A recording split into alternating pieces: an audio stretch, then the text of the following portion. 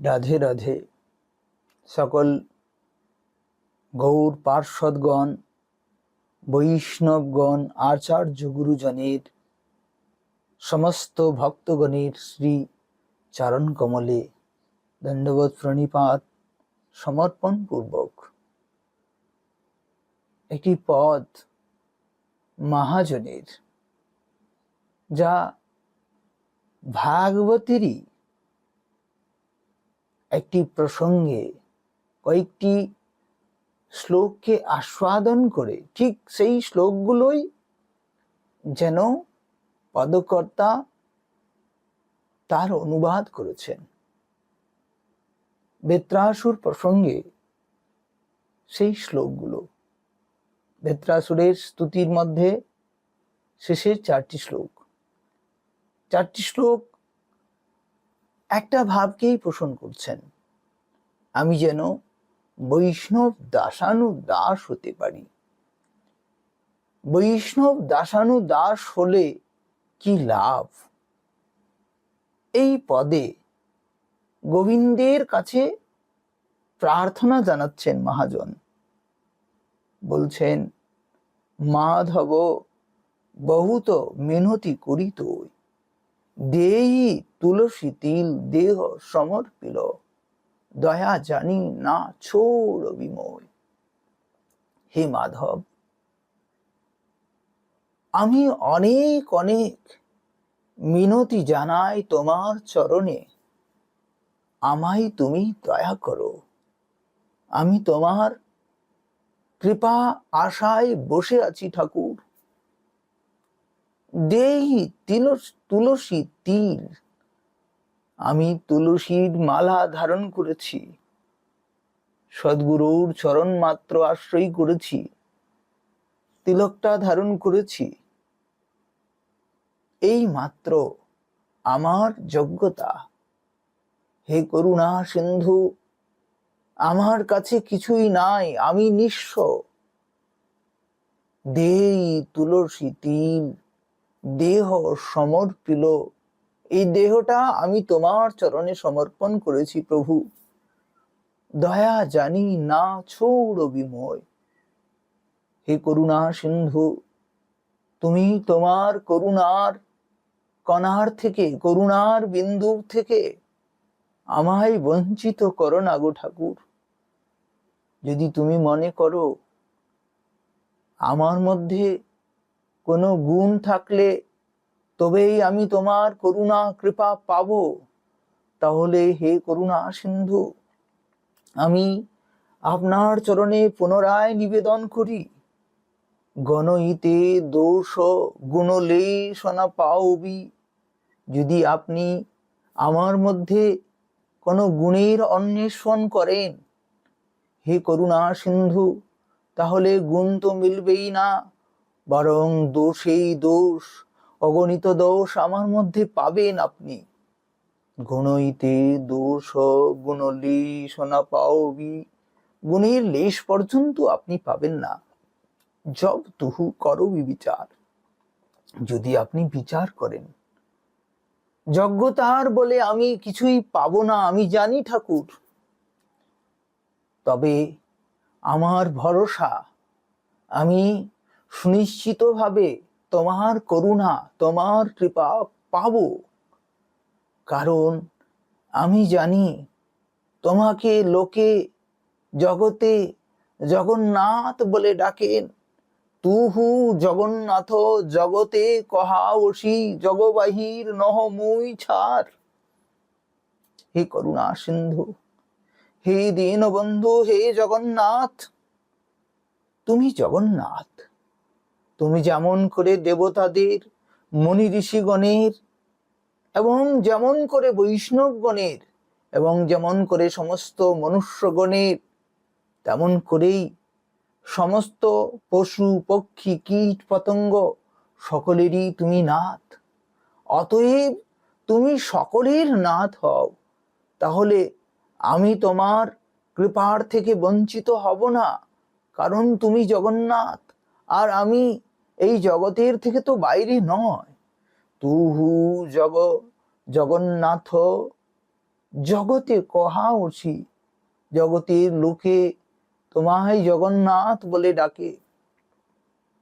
তুমি জগন্নাথ, হে করুণা সিন্ধু, আমি তো জগতের বাইরে নয়, আমিও সেই জগতের জীব। অতএব তুমি যেভাবে, যে কারণে সকলের নাথ, ঠিক সেই কারণে একইভাবে আমি এই অধম নারকী কীট, আমার মধ্যে যোগ্যতার বিন্দু মাত্রও নাই, গুণের লেশ মাত্রও নাই, তবু আমি তোমার চরণের দাসানুদাস দাসানুদাস হবার অভিলাষা মাত্র জানাই। আমি তোমার করুণা পাবো এই ভরসা মাত্র। হে করুণা সিন্ধু, কিয়ে মানুষ পশু পাখি কিয়ে জনমিয়ে অথবা কীট পতঙ্গ, আমি মনুষ্য হয়ে জন্মায় আমার কর্মগুণে। জীব তার নিজ নিজ কর্ম ফলেই তো বিবিধ কুলে জন্মগ্রহণ করে, হয়তো সেটা মনুষ্যের কুল হোক, অথবা পশু পাখির কুল হোক, অথবা কীট পতঙ্গের কুল হোক, সকলেই নিজ নিজ কর্ম অনুসারে জন্মগ্রহণ করে থাকেন। হে করুণা সিন্ধু, কিয়ে মানুষ পশু পাখি কিয়ে জন্মিয়ে অথবা কীট পতঙ্গ। এইখানে ভাগবত থেকে বৃত্রাসুর প্রসঙ্গে শ্লোক তুলছেন। অহম হরে তব পাদৈক মূলে দাসানুদাসো ভবিতাস্মি ভূয়।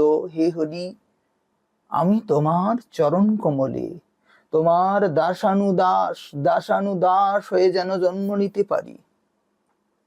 হে করুণা সিন্ধু, মনস্মরিতাসু প্রতির্গুণাংস্তে, আমার মন সতত তোমার মঙ্গল গুণে স্মরণ করতে থাকুক, এবং মনস্মরিতাসু প্রতির্গুণাংস্তে গৃণীত বাক, আমার বাণী তোমার মঙ্গল গুণের গায়ন করতে থাকুক, আমার জিহ্বা তোমার পরম মঙ্গলময় নামের জাপ করতে থাকুক, উচ্চারণ করতে থাকুক। কর্ম করোতু কায়, আমার এই দেহের দ্বারা যেন তোমারই আমি কর্ম করতে পারি ঠাকুর। কর্ম করোতু কায়, এরকম করে প্রার্থনা করছেন। এই প্রার্থনার প্রথম শ্লোকটিকেই যেন পুষ্টি করছেন পরের শ্লোকে, যেন এই শ্লোকেই সন্দর্ভ উঠে আসছে। কারণ একটি শ্লোককে আরেকটি শ্লোকের সঙ্গে যখন যুক্ত করবেন, একটি সন্দর্ভ উঠে আসছে। ভগবানকে এই প্রার্থনাগুলো করা হচ্ছে, ভগবানকে যেভাবে উনি নিবেদন করছেন, সেই নিবেদনকে শুনে যেমন করে ভক্তবৎসল সেই ভক্তের কাছে বলছেন, তুমি এমন করে যে স্তুতি করছো, তুমি বলছো যে কিয়ে মানুষ পশু পাখি কিয়ে জন্মিয়ে, তুমি যে বললে তুমি মনুষ্যের কুল, পশু পাখির কুল, অথবা নারকী কীট ক্রীড়া হয়েও জন্ম তুমি চাও, তাতেও তোমার কোনো আপত্তি নেই। যেভাবে ভাগবতে এই বৃত্রাসুর প্রসঙ্গেই বলা হয়েছে, মমোত্তম শ্লোক জনেষু সখ্যম। ওই যে প্রথমে বলা হলো, আম হরে তব পাদৈক মূলে দাসানুদাস ভবিতাস্মি ভূয়, তোমার দাসানুদাস হয়ে বারংবার জন্মে জন্মে যেন তোমার দাসানুদাস হয়, তোমার ভক্ত সঙ্গ প্রাপ্ত হয়। এই শ্লোকটিকেই পোষণ করছেন যেন চতুর্থ শ্লোকে, মানে এটি অন্তিম শ্লোক, বৃত্রাসুরের স্তুতির অন্তিম শ্লোক। এইখানে বৃত্রাসুর বলছেন, হে উত্তম শ্লোক, উত্তম শ্লোক মানে উত্তমহি শ্লোকতে স্তূয়তে ইতি উত্তম শ্লোক, মানে উত্তম কাদেরকে বলা হয়েছে এখানে? উত্তম মানে ব্রহ্মা, উত্তম মানে মহাদেব, উত্তম মানে মরীচি, ভৃগু, ব্যাস, পরাশর আদি শ্রেষ্ঠ শ্রেষ্ঠ মুনি ঋষি, যারা নিরন্তর গোবিন্দের চিন্তন করে থাকেন। এই সমস্ত ঋষিদের কথা বলা হয়েছে। তারা সকলেই নিরন্তর আপনার মঙ্গল গুণে স্তুতি করছেন। হে উত্তম শ্লোক, তোমার যারা জন মানে তোমার যারা ভক্ত, তোমার চরণে যারা আসক্ত হয়েছেন, তোমার চরণ কমলে যারা পরমহংস হয়েছেন, রাজহংস হয়েছেন, সেই তোমার চরণের ভ্রমর যারা হয়েছেন, তাদের চরণে যেন আমার রতি হয়। মম উত্তম শ্লোক জনে সখ্যম, তাদের সঙ্গে যেন আমার প্রীতি হয়। সংসার চক্রে ভ্রমতস্ব কর্মভি, এই সংসার চক্রে জীব তার নিজ কর্মের চক্রে সে বিবিধ কুলে জন্মগ্রহণ করে ভ্রমতস্ব কর্মভি। এইখানে এই পদের সার্থকতা, এইখানে এই পদের সঙ্গে এই শব্দগুলো মিলছে, মিল দেখা হয়েছে। কি হে মানুষ ও পশু, এইখানে পদকর্তা যেন বলছেন, প্রভুর চরণে নিবেদন করছেন, হে করুণা সিন্ধু, আমি যদি মনুষ্যকুল প্রাপ্ত হয় তাও যেন আমায় ভক্ত সঙ্গ দিও, আর যদি তা না হয়, যদি আমি পশুর কুলে জন্মাই, কুকুর, বাদর, শৃগাল আদি ওইয়ে জন্মাই, তাও যেন ভক্তের সঙ্গ পায়, ভক্তের নিকটে আমার জন্ম হয়। যদি তাও না হয়, পক্ষীকুলে জন্মায়, তাও যেন বৈষ্ণব নিকটে। বলে তাও যদি না হয়ে থাকে, হে করুণা সিন্ধু, আমি যদি নারকী কীট হয়ে জন্মাই, তবু তোমার ভক্ত সঙ্গ কামনা করি, কারণ ওই নারকী কীট হয়েও যেন আমি তোমাকে ভুলি না। এইখানে উনি যেন বলছেন, করুণা সিন্ধু, আমি আমার কর্মে বিবিধ কুলে জন্মগ্রহণ আমার হোক, তাতে আমার কোনো আপত্তি নেই। আমি কোনো অনুরোধ, বিনয়, অভিযোগ, অনুরোধ বা বিরোধ বা দুঃখ, শোক, ক্ষোভ, তাপ কিছুই আমি তোমায় বলতে চাইনি। আমার চাওয়া বা আমার পাথেও এইটুকুই, যেন তোমার ভক্ত সঙ্গ হয়। কারণ যদি আমি ভক্ত সঙ্গ না পাই, শ্রেষ্ঠ মনুষ্য কুলেও যদি জন্ম হয়, যেখানে কোনোভাবেই ভক্ত সঙ্গের কোনো আশা নেই,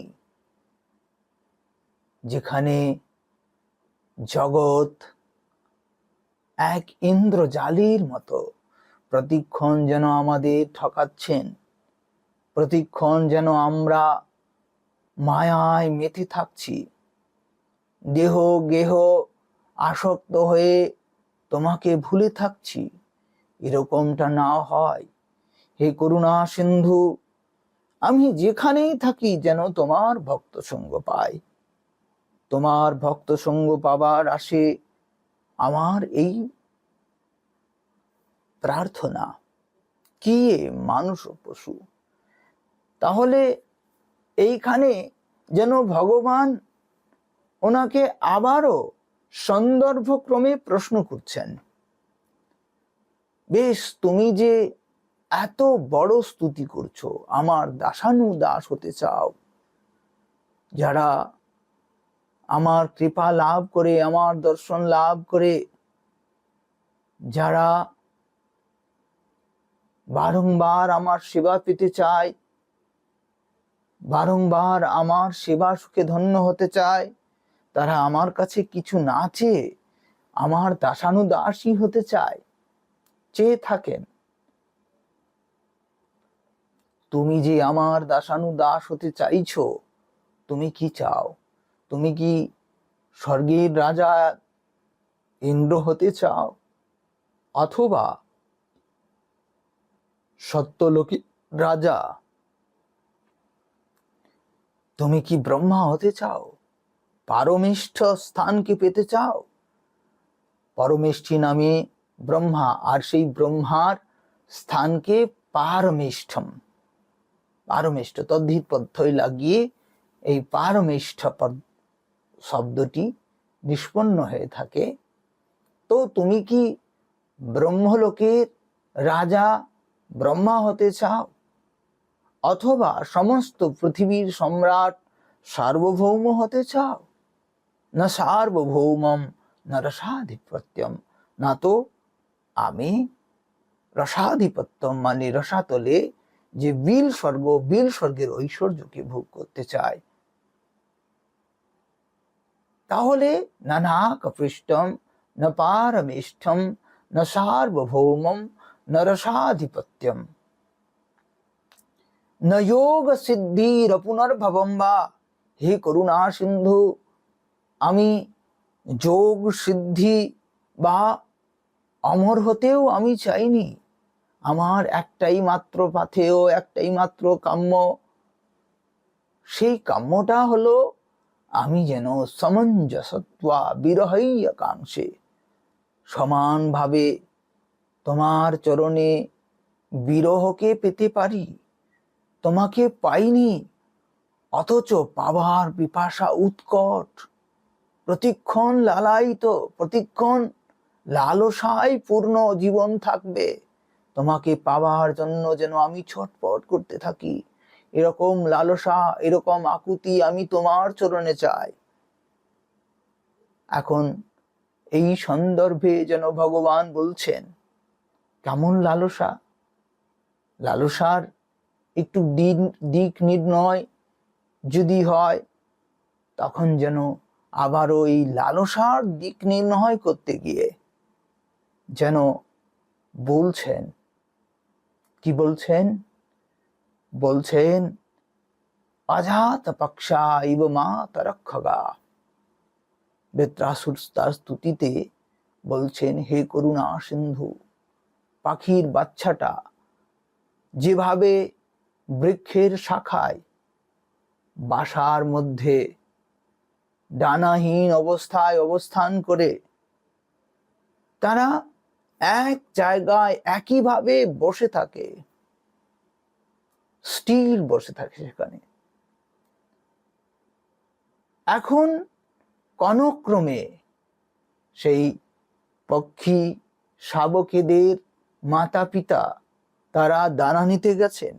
যে সময় গিয়েছে দানা নিতে, ঠিক সেই সময় একই সময়ে ঝড় এসেছে, তুফান এসেছে, গাছের শাখা খুব জোরে নড়ছে, সাথে সেই গাছের শাখায় সেই যে পাখির বাসা, পাখির বাসায় ডানাহীন অবস্থায় সেই যে পাখির বাচ্চাগুলো যেন ওই বাসায় উড়ে পড়ে যাবে, ওই বাসার মধ্যেই যেন লাফ দিচ্ছে।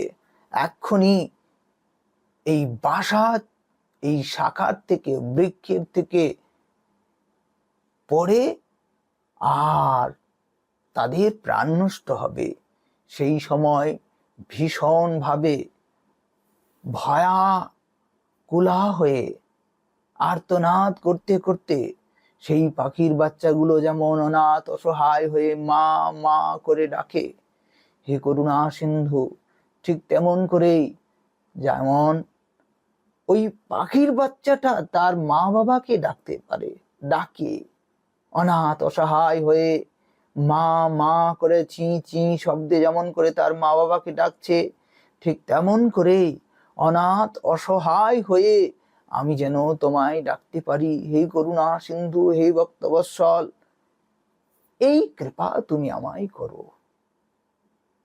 এই দেখুন, এই আকুতি উনি চাইছেন। পরে আরেকটা ভাব তিনি দিয়েছেন, বলে গাভীর বাচ্চাটা সকালবেলা মায়ের স্তনে দুগ্ধ পান করেছে, তারপর সেই গাভী যখন ঘাস চারণ করতে যায়, সেই গাভীর বাচ্চা একটু পরেই যখন সে তার মাকে দেখে না, সঙ্গে সঙ্গে হাম্বা হাম্বা করে যেন মাকে ডাকে। মা থাকলে আমায় আদর করত, আমায় দুগ্ধ পান করাতো। আর মায়ের আদর, সে মা আদর করে আমার সর্বাঙ্গ চেটে আমাকে আদর করত। সেই কথা ভেবে যেমন করে গাভীর বাচ্চাটা হাম্বা হাম্বা সকাল থেকে সন্ধ্যা অবধি যতক্ষণ তার মা না আসে ততক্ষণ সে অপেক্ষায় বসে থাকে আর হাম্বা হাম্বা করে। সেই গাভীর বাচ্চাটা যেমন করে সারাদিন গোশালায় বসে হাম্বা হাম্বা করে তার মাকে ডেকেছে, হে করুণা সিন্ধু, ঠিক তেমন করেই আমি যেন তোমায় ডাকতে পারি ওই গাভীর বাচ্চাটার মতো। এর থেকেও আরো একটা বড় ভাব দিচ্ছেন, যেমন করে উনি বলছেন, প্রিয়ম প্রিয়েব বিজিতম বিষণ্ণা মনোর বৃন্দাক্ষ দিজ্জিক্ষতে ত্বাম। যেমন করে কোনো পতিব্রতা স্ত্রী, তার পতিদেব দূরদেশে গিয়ে থাকছেন, তো সেই পতিব্রতা স্ত্রী তার সমস্ত ভাবনায় সমস্ত চিন্তনে যেমন পতির সঙ্গে থাকার সময়গুলো, তার আলাপ আলোচনাগুলো, তার প্রতিটি ব্যবহার, সেই ব্যবহার রূপী চিন্তনের বাণীর সমস্ত কিছু চিন্তন তাকে গোল ঘিরে রাখে, গোলাকার ভাবে সে ঘিরে থাকে। আর সে যেমন করে তার সেই প্রতিদেবতার চিন্তন করতে থাকে, হে করুণা সিন্ধু, হে ভক্তবৎসল, ঠিক তেমন করে যেন আমি ডাকতে পারি তোমায়, যেন আমি তেমন করেই তোমার চিন্তন করতে পারি। একজন প্রতিব্রতা স্ত্রীর কথা বললেন। এটাই ভক্তি জগতে সব থেকে বড় চিন্তন। সাধক যখন পূর্ণরূপে পেকে যায়, যখন সে আর অন্য কোনো কিছুই ভাবতে পারে না, নিরন্তর ভগবানের চিন্তন নিয়ে মেতে থাকে, যেমন করে ওই পতিব্রতা স্ত্রী বলে, সেই ভাবটা আমি চাই নিরন্তর। তুমি নাই, অথচ তোমার আমি নিরন্তর খেতে বসতে উঠতে শুতে জাগতে প্রতিটি ক্ষণ যেন আমি তোমায় ডাকতে পারি, এরকম ভাব এইখানে দেখানো হয়েছে। সেটাকেই পদকর্তা আমাদের কাছে বলছেন। তিনি বলছেন, কর্ম বিপাকে গতাগতি পুন পুন মতিরহু তুহা পরসঙ্গে। কর্মের বিপাক আমি যেখানেই জন্মাই, মতি যেন তোমার চরণ কমলে থাকে। এইভাবে ভগবানের চরণ কমলে প্রার্থনা জানিয়েছেন। এই পদটি হলো বিদ্যাপতি মহাশয়ের। ভনয়ে বিদ্যাপতি অতিশয় কাতর। উনি দেখুন কিভাবে বলছেন, অতিশয় কাতর হয়ে আমি তোমার চরণ কমলে শরণ নিয়েছি ঠাকুর। তরইতে হয় ভব সিন্ধু, এই ভব সিন্ধু তো পার হতেই হবে। তুহা পদ পল্লব করি অবলম্বন, তোমার চরণ কমল রূপী নাভকে আমি অবলম্বন করেছি। তোমার চরণ কমল রূপী নাভ কি? তোমার চরণ কমল রূপী নাভ মানে তোমার চরণ কমলে যারা তোমার নিত্য সেবক হয়েছেন, নিত্য পরিকর হয়েছেন, তাদের আমি শরণ নিয়েছি। তারাই এই ভবসাগর থেকে পার করতে পারবে, তারাই নৌকার স্বরূপ প্রত্যেকটি। তুয়া পদ পল্লব করি অবলম্বন, তিল এক দেহ দীনবন্ধু। হে দীনবন্ধু, তোমার চরণ কমলের কৃপা পাবো বলে বসে আছি। তোমার করুণার সাগরের এক বিন্দু আমি যেন পাই, এই নিবেদন করছেন পদকর্তা। তো এইভাবে আমাদের পদকর্তা আমাদেরকে কিভাবে ভগবত চরণে প্রার্থনা করতে হবে, ভক্তি জগতের ভাষা কি আমাদের শিখিয়েছেন। এই ভাব, এই পদ আমি সকল বৈষ্ণবগণের করকমলে সমর্পণ করলাম। আপনারা সকলেই কৃপা করবেন। আবারও আপনাদের সকলের চরণে শতকোটি প্রণাম জানিয়ে রাধে রাধে।